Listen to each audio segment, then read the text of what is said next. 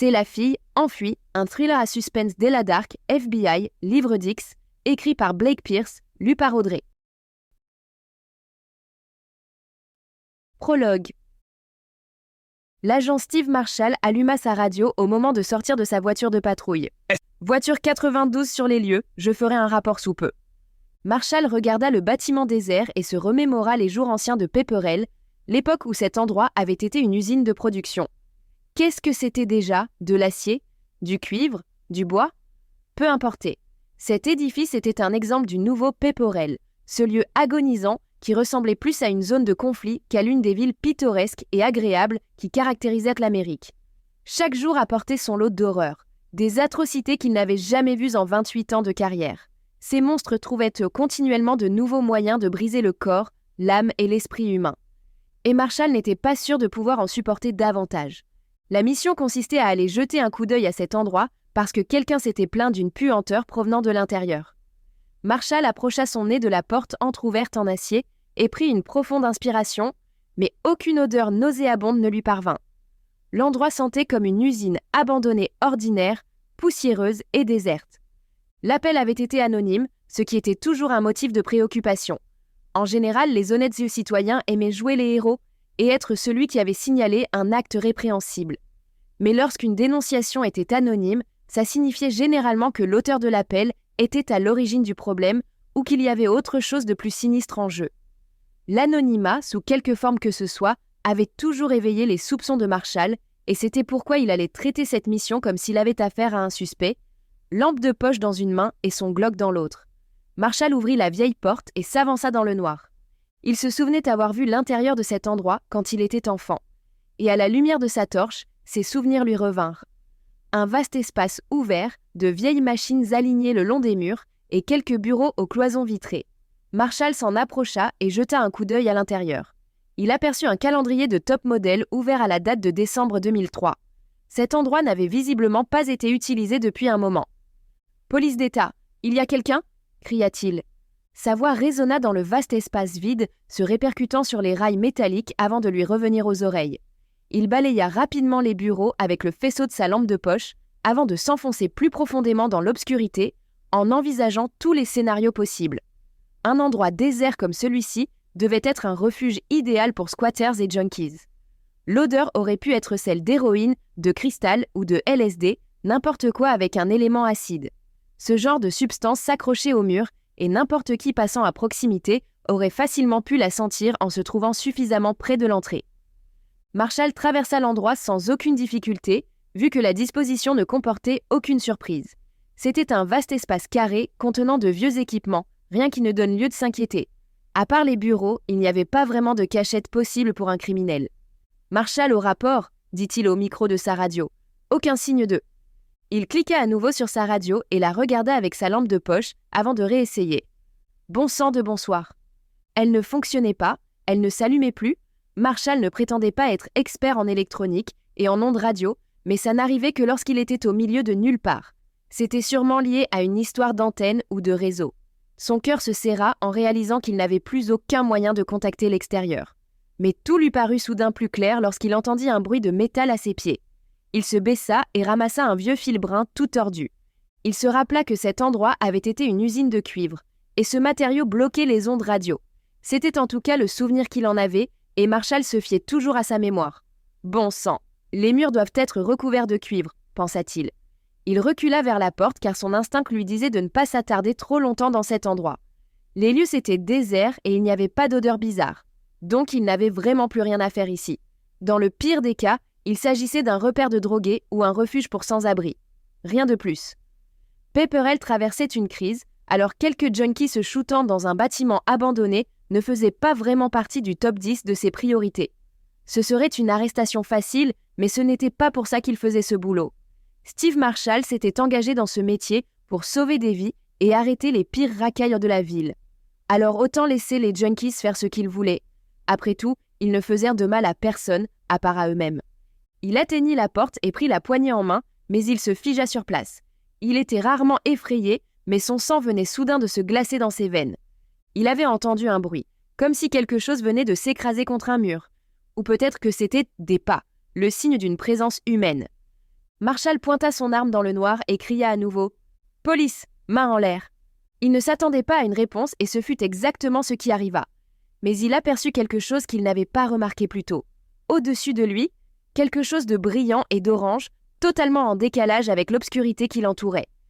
Une petite lumière était allumée dans une pièce à l'étage. Il n'avait même pas remarqué qu'il y avait un étage, mais en orientant le faisceau de sa torche vers le niveau supérieur, il aperçut une coursive flanquée d'une colonne de marche.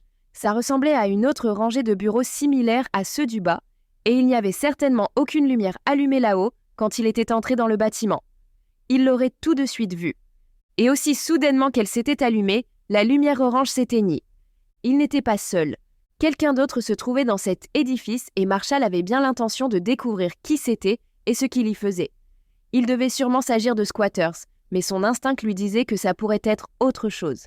Et son flair de policier avait toujours été son meilleur allié. Il y avait quelque chose dans cet endroit nauséabond qui l'incitait à la méfiance. Et il était toujours plus prudent d'envisager le pire que de faire preuve de naïveté. Il longea le mur, passa devant une vieille machine à commande numérique toute rouillée et se retrouva au pied de l'escalier. Il pointa son arme devant lui et monta lentement, marche par marche, le cœur battant. Il atteignit la coursive et éclaira la première pièce avec sa lampe de poche. C'était un autre bureau, identique à ceux d'en bas. Il vit une table rectangulaire renversée contre le mur et des piles de paperasse éparpillées. Rien d'autre. Il attendit que les battements de son cœur se calment un peu avant de continuer à avancer.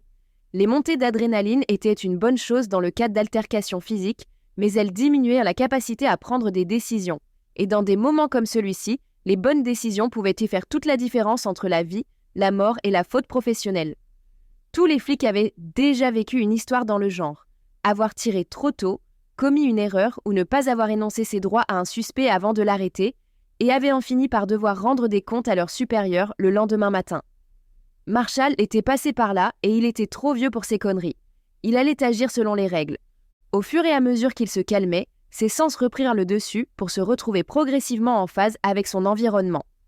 L'adrénaline les avait légèrement engourdis et ce ne fut qu'à ce moment-là qu'il sentit quelque chose lui piquer le nez et les yeux.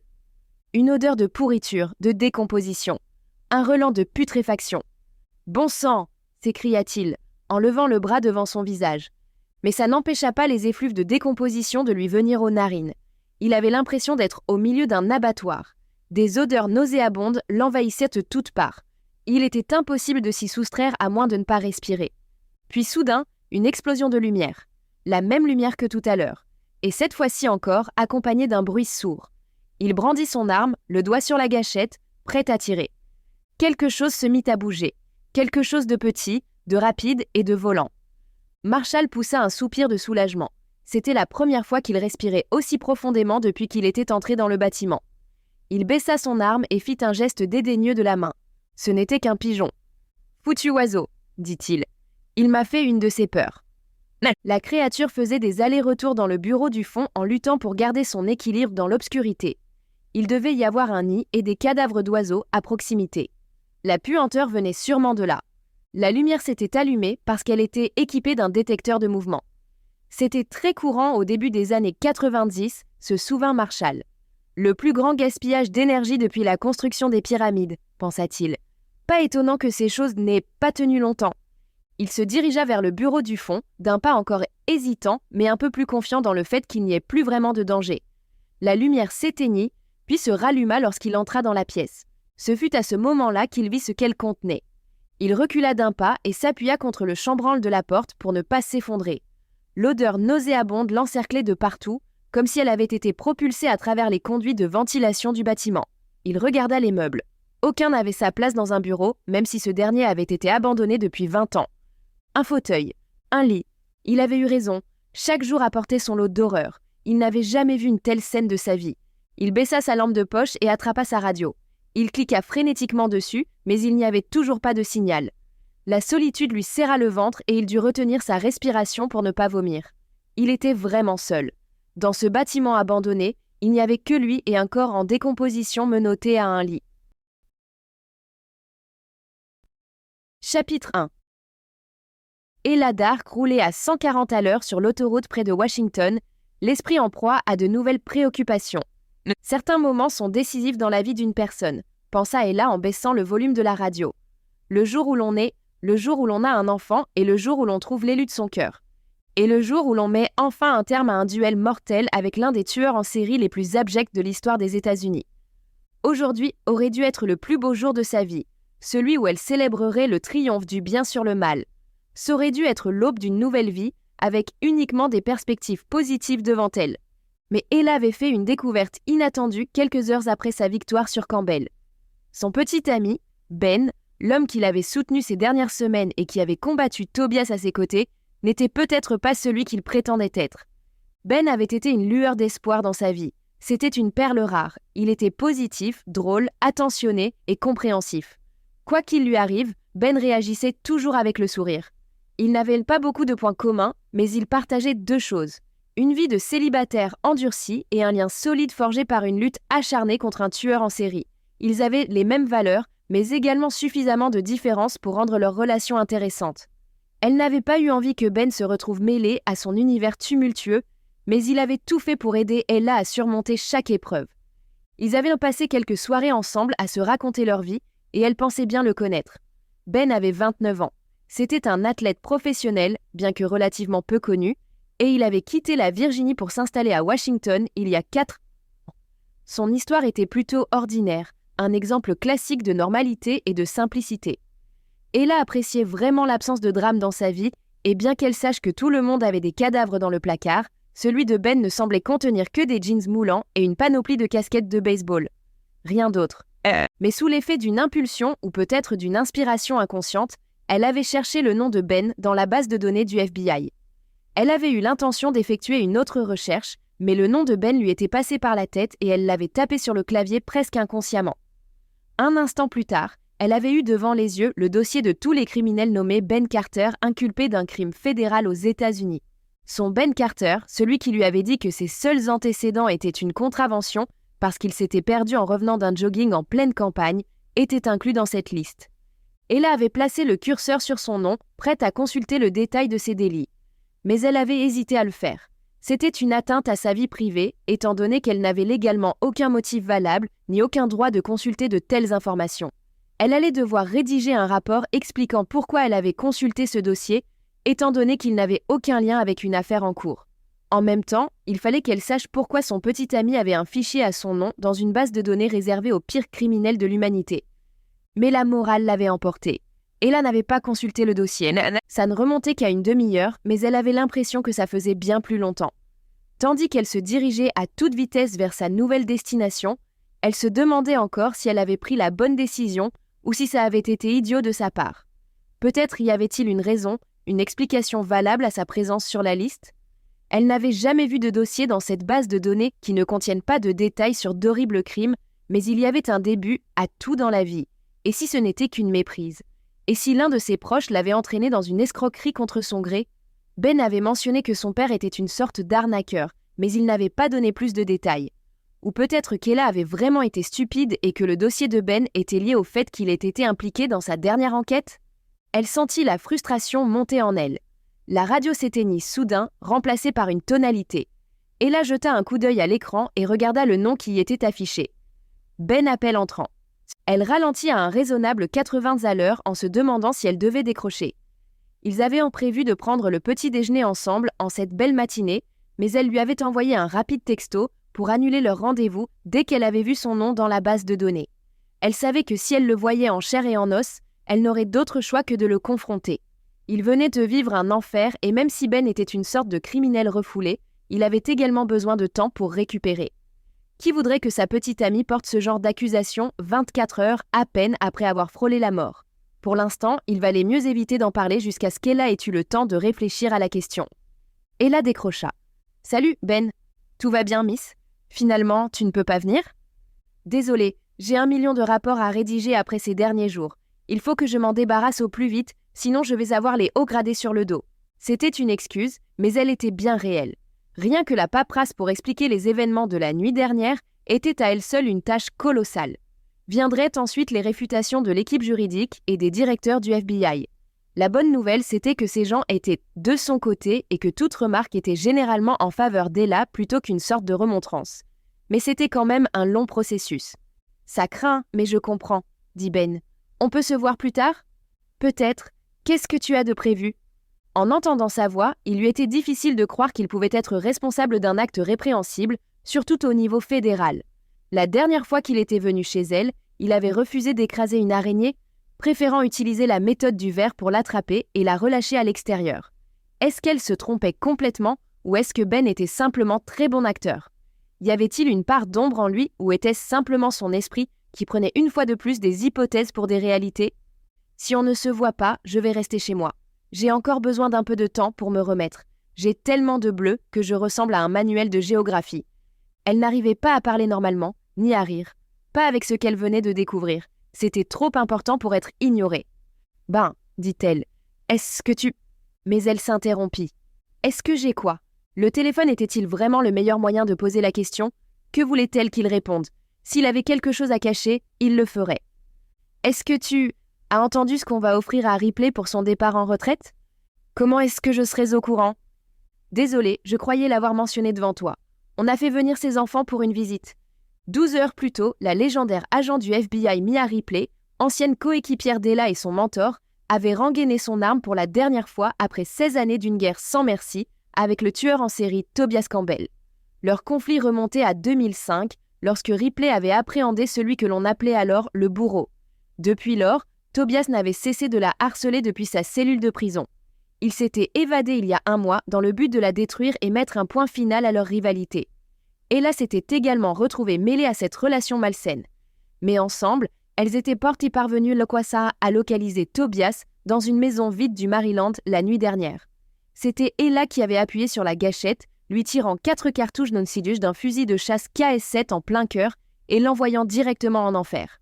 Cet acte avait mis fin au fait qu'Ella n'ait jamais tué un seul suspect, mais ça avait été un mal nécessaire. C'est gentil de votre part. Elle va te manquer, n'est-ce pas ? Il n'y avait pas de mots pour exprimer l'amour qu'Ella ressentait pour cette femme. Ripley l'avait réprimandée, confrontée et critiquée dans son travail, mais elle l'avait également félicitée, encouragée, et elle avait fait d'Ella un meilleur agent. Elles avaient ainsi partagé des épreuves que peu de gens expérimenteraient jamais, et elles avaient développé un lien que seuls des soldats sur le front pouvaient avoir. Même en prenant sa retraite, Ella et Ripley étaient liés par le sang. Bien sûr, c'est mon héroïne. Ella sortit de l'autoroute et se dirigea vers Waterford. Je suis à 2 minutes de chez elle, alors je peux te rappeler plus tard ? Tu vas chez Ripley maintenant ? Oui, j'ai un autre cadeau pour elle, quelque chose de personnel.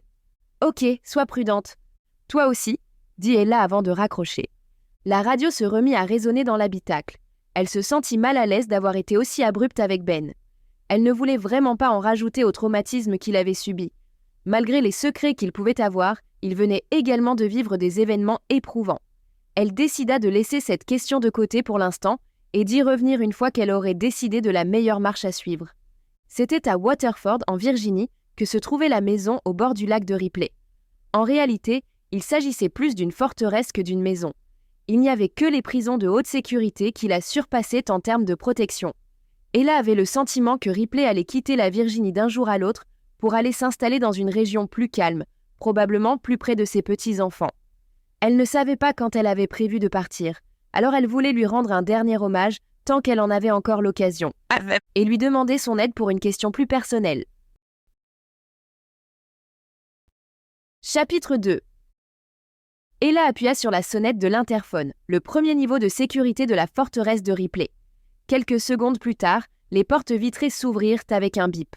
La porte blindée de la maison était l'étape suivante, mais elle était déjà entr'ouverte. Ella entra, un dossier brun sous le bras. « Je pensais m'être débarrassée de toi, » dit Ripley. Ella franchit la porte et serra dans ses bras celle qu'elle allait désormais devoir appeler son ancienne coéquipière. Il lui faudrait un certain temps pour s'y faire et elle doutait de vraiment pouvoir l'accepter un jour. Elle savait déjà que lorsqu'elle se retrouverait dans une situation délicate sur le terrain, sa première réaction serait de contacter Ripley. Et pourtant, elle devrait se retenir. Ripley avait sa propre vie à vivre maintenant, une vie qui n'impliquait pas d'être continuellement sur les routes à traquer des tueurs en série et à passer des heures à chercher des indices. Pas encore tout à fait. Comment se passe le premier jour du reste de ta vie ? Je n'ai pas encore eu le temps de réaliser. Viens, entre, dit Ripley. Elle portait un survêtement gris et un sweat à capuche tout aussi insipide. Des habillements qui trahissaient ses 56 années d'existence. C'était la première fois qu'Ella la voyait dans une tenue aussi décontractée. Ella la suivit dans le salon et prit place sur le canapé. Sur le mur du fond, une chaîne d'informations en continu affichait en bas de l'écran des informations sur les prix sans précédent de l'essence. « Le prix de l'essence a grimpé en flèche, hein ?» dit Ella. « Je croyais qu'on le savait déjà. » Ripley s'approcha d'un fauteuil en cuir et s'accrocha à la coudoir pour s'y asseoir. Les séquelles de l'affrontement d'hier soir étaient visibles sur tout son corps, depuis les plaies sur son visage à ses jambes tremblantes. Une fois assise, Ripley haussa les épaules. « Oui, mais on s'en fiche. Laissons le gouvernement s'en occuper. Je n'ai plus rien à voir avec les autorités maintenant, dit-elle en riant. C'est vrai, dit Ella. L'ancienne Ripley aurait eu un avis tranché sur la question.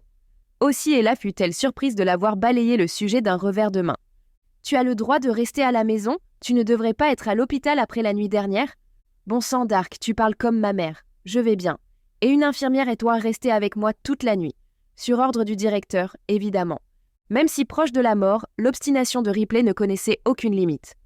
Et quel est le verdict? Ripley se pencha en avant et prit sa tasse de café en faisant une légère grimace de douleur. Quelques déchirures, une fêlure et peut-être une ou deux côtes cassées. Des déchirures? Des fractures? Mia, c'est du sérieux. Tu sais que j'ai cru à un moment que tu étais morte? Il faudra plus que quelques entailles pour me mettre sous terre, dit-elle en riant. Mais mes fonctions vitales vont bien. Avoir un peu mal, ce n'est rien. Et maintenant que je n'ai plus à m'inquiéter, tout me paraît plus facile. Tu dois ressentir la même chose, non? Ella repensa à Ben, puis jeta un coup d'œil au dossier posé sur ses genoux. Oui, elle avait surmonté un obstacle, mais il restait encore quelques embûches sur la route avant que sa vie ne devienne un long fleuve tranquille. En quelque sorte, je suis contente que ce soit terminé, mais est-ce vraiment le cas? Comment savoir si Tobias ne nous a pas mises sur une liste noire? Et si quelqu'un d'autre prenait sa place? Non, pour lui, c'était vraiment personnel. Il ressentait le besoin viscéral de nous détruire. Le FBI a nettoyé la maison où on l'a retrouvée et ils ont trouvé des tas de preuves qui les mèneront à ses autres planques. Ce n'est qu'une question de temps avant que son réseau ne s'effondre.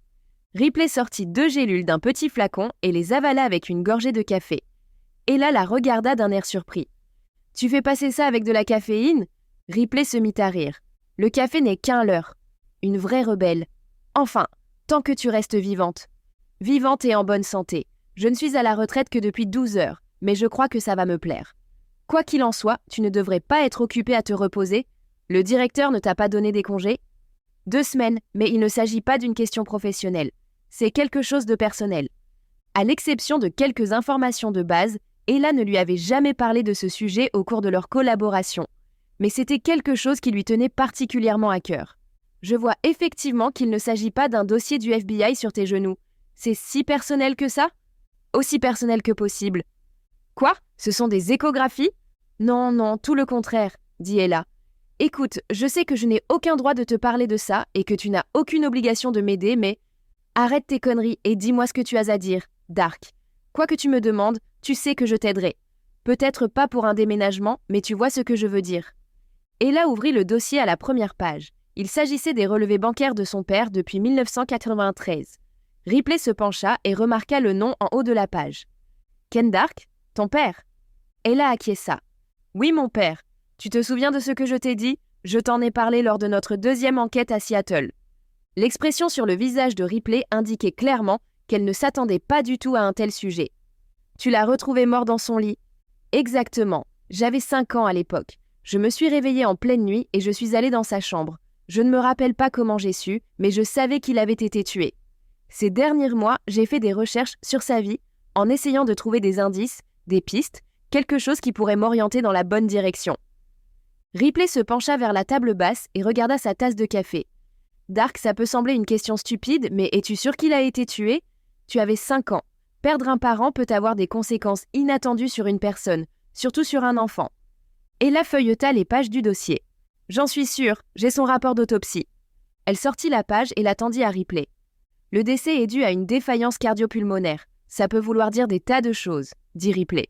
Ça signifie simplement que son cœur s'est arrêté de battre. Il n'y a aucune indication qu'il puisse s'agir d'un meurtre.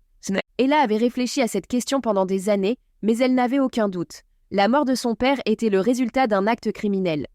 C'est vrai, mais j'étais là, Ripley. J'étais peut-être une enfant, mais j'étais assez perspicace pour comprendre ce qui se passait.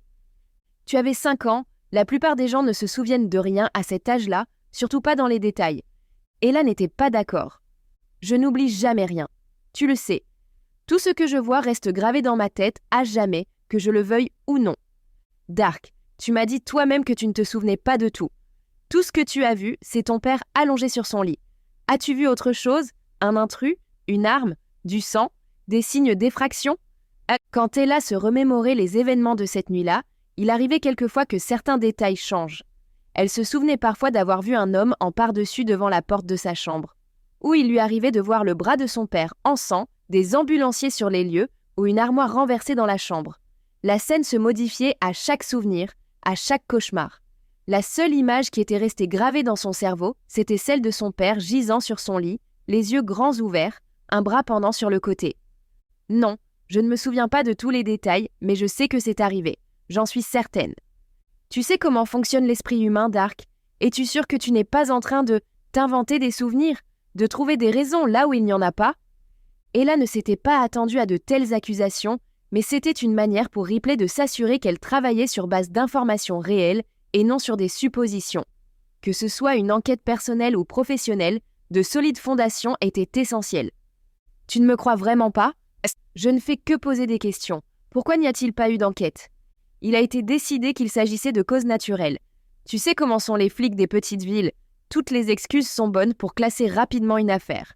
Ripley acquiesça. Ce ne serait pas la première fois que ça arrive. De plus, mon père était physiquement en pleine forme. Il était jeune. C'était un travailleur manuel. Les trentenaires en bonne santé ne tombent pas raides morts comme ça. Et tu as trouvé des trucs louches, j'imagine? Des choses qui ont d'autant plus éveillé tes soupçons? Plein. Et j'ai pas mal de détails. Ok, dit Ripley. Commence par le début. Ella s'était repassé les événements en tête un nombre incalculable de fois. Elle en connaissait donc la chronologie par cœur. Il y a 6 mois, j'ai trié les affaires de mon père et j'ai trouvé des lettres écrites par une femme mystérieuse. J'en ai fait analyser l'écriture par le programme de graphologie du bureau et j'ai découvert qu'elles avaient été envoyées par une femme nommée Samantha et qui vit à Richmond. Je l'ai retrouvée et elle m'a appris qu'elle fréquentait mon père à l'époque. Mais Samantha avait un ex-mari violent. 3 jours avant la mort de mon père, il a eu une altercation avec cet ex-mari. « Ils se sont battus ?» demanda Ripley. « Juste un échange verbal, » dit Ella. « J'ai également retrouvé le mari et il a insisté sur le fait qu'il n'avait rien à voir avec le décès de mon père. Mais il m'a dit que ce dernier devait de l'argent à des gens peu recommandables. C'est pour ça que tu as les relevés bancaires, » dit Ripley en montrant les papiers posés sur les genoux d'Ella. « Passe-les-moi. Je sais à quoi ressemblent les comptes bancaires d'une personne qui trempe dans quelque chose de louche. » Ella prit les relevés bancaires et les lui tendit.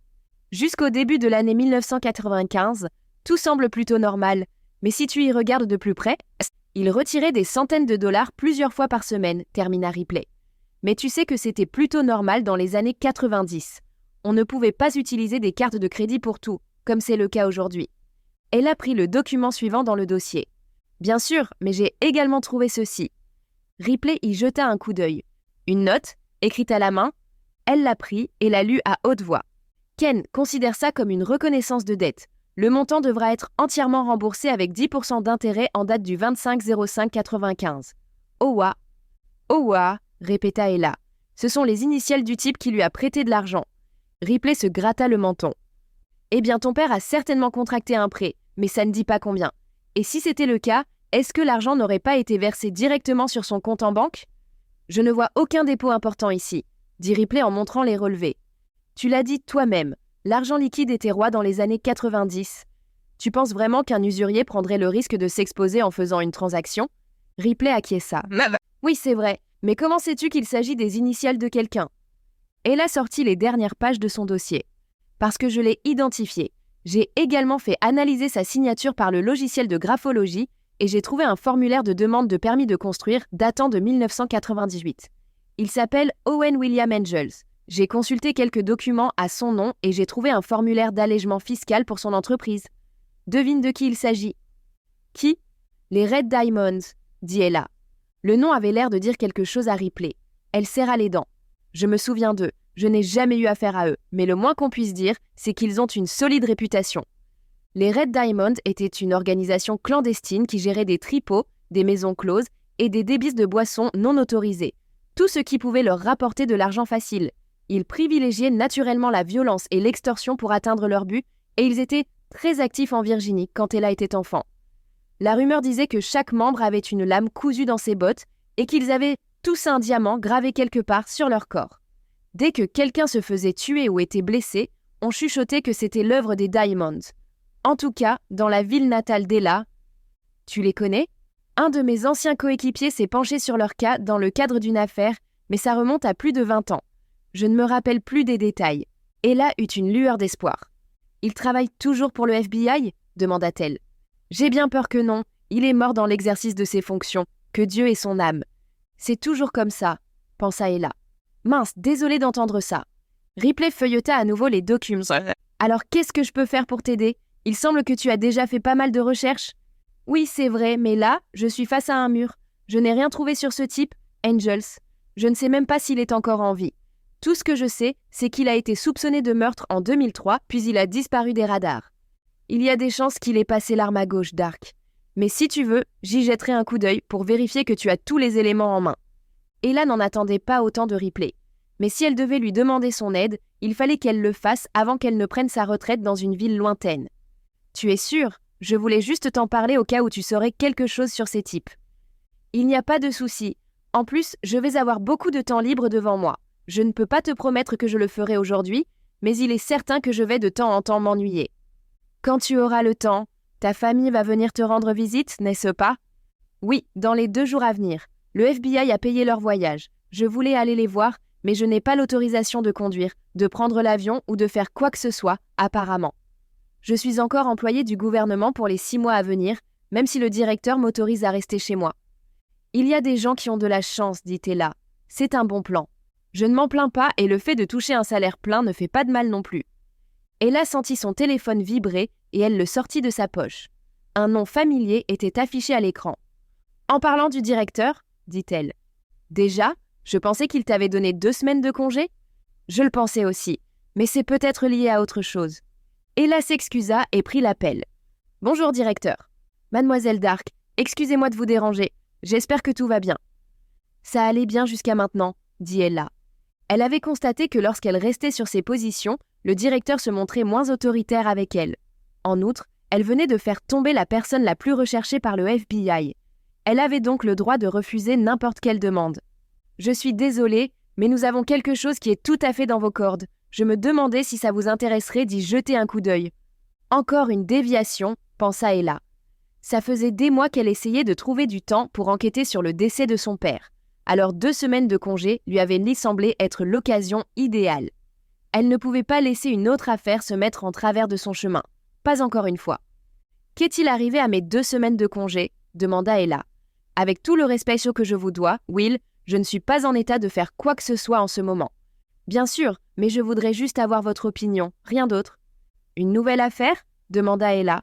« Oui, un incident bizarre dans le Massachusetts. C'est pile dans vos cordes. »« De quoi s'agit-il ?»« Je ne peux pas donner de détails par téléphone, vous le savez bien. » Ella n'avait toujours pas de téléphone de fonction. Tous les appels entre elle et le bureau étaient donc considérés comme des conversations entre civils. Ça signifiait que des informations confidentielles ne pouvaient pas être échangées. Eh bien, si vous me fournissiez un téléphone professionnel, peut-être qu'on pourrait le faire. J'en ai un pour vous sur mon bureau. Si vous voulez venir le chercher, vous pourrez également jeter un coup d'œil à cette nouvelle affaire tant que vous y êtes. Ella jeta un coup d'œil à sa montre. Il était 9h48. Elle pouvait aller au bureau et être rentrée chez elle en moins d'1 heure. « Ok, je serai là sous peu. » Elle raccrocha. « Tu vas au bureau ?» lui demanda Ripley. « Il a apparemment un téléphone pour moi. »« Oui, c'est comme ça que ça commence, » dit Ripley. Ça avait déjà commencé, pensa Ella. Cette vie avait déjà une emprise sur elle. « Laisse-moi deviner, il veut également te parler d'une affaire ?» continua Ripley. « Bingo !» Ripley se mit à rire. « C'est un classique. Tu n'es pas obligé d'y aller, tu sais. N'hésite pas à lui dire d'aller se faire voir. Il a plus besoin de toi que tu n'as besoin de lui en ce moment. » Mais l'éthique l'emportait, comme à chaque fois. « Je sais, mais si je peux aider à arrêter quelqu'un, à sauver des vies, alors il faut que je le fasse. Mais il est hors de question que je prenne l'avion pour aller où que ce soit. Pas cette fois. » Ripley se leva lentement de son fauteuil. Elle faisait de son mieux pour cacher la douleur, mais Ella la percevait à des kilomètres, à la ronde. « Ne te laisse pas faire, Dark. Tu dois séparer ton travail de ta vie privée. Si tu ne le fais pas, tu finiras comme moi. » Ella regarda la superbe maison dans laquelle elle se trouvait. « Tu ne t'es pas trop mal débrouillé. »« Ce n'est que du matériel, » dit Ripley en donnant un coup de pied dans son fauteuil. « Ça ne veut rien dire. Ce qui est important, ce sont les souvenirs, l'amour, le sexe. D'ailleurs, où se trouve ton petit ami ? Cette visite avait été une distraction bienvenue par rapport aux récents événements. Elle lui avait permis de reléguer cet autre problème à l'arrière-plan. Oh, il est en convalescence chez lui. Il est encore sous le choc. Eh bien, garde-le près de toi. Rends visite à tes amis. Soule-toi de temps en temps. Crois-moi, c'est mieux que de traquer des meurtriers. Ella prit le conseil en compte. Il paraissait important, bien qu'un peu simpliste. Je le ferai, coéquipière. Nous espérons que vous avez apprécié cet aperçu. Pour continuer à écouter ce livre audio sur Google Play Livres, utilisez le lien dans la description de la vidéo.